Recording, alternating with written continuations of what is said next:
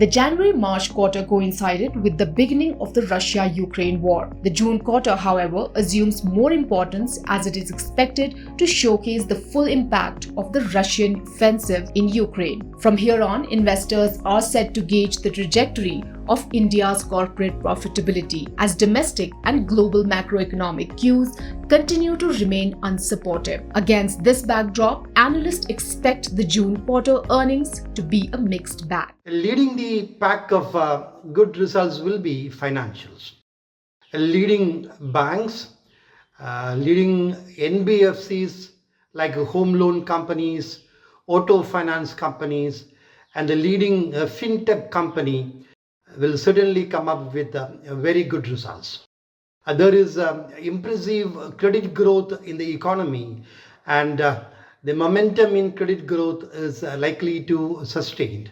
Therefore, this is one segment to watch. IT also will come out with a very good set of numbers, particularly on the revenue side. The earnings visibility is good, but then there is no clarity on the margins of IT companies.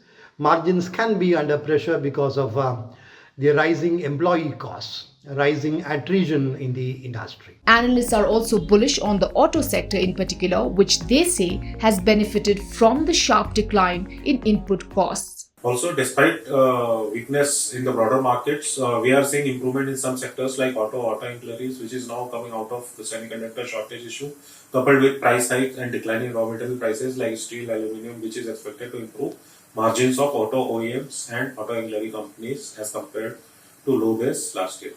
Apart from these, IT, specialty chemicals and manufacturing also looks attractive from valuation perspective.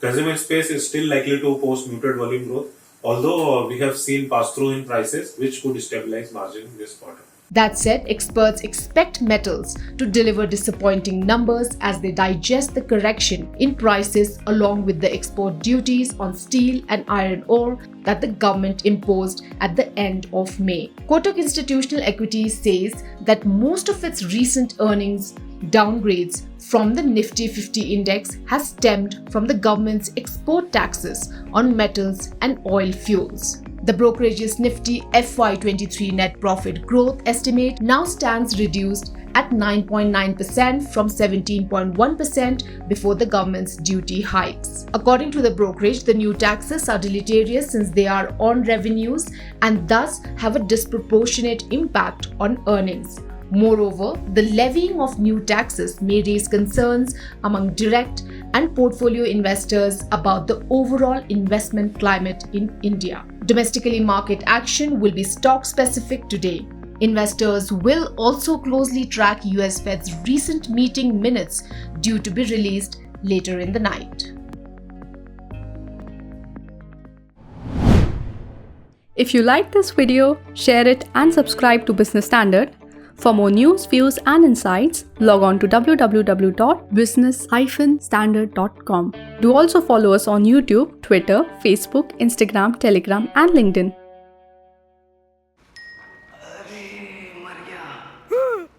तुम इतना डर गए? अब क्या किया? Shares में trading. तुम्हें 5 पैसा नहीं पता? ओए, अब तो सबको पता है। 5 पैसा पर मिलते हैं रिसर्च टूल्स, पोर्टफोलियो एनालिटिक्स और इन्वेस्टमेंट आइडियाज भी। डाउनलोड 5 पैसा नाउ। अब तो सबको पता है investing made easy and rewarding with 5 paisa. Investments in securities market are subject to market risks. Read all the related documents carefully before investing.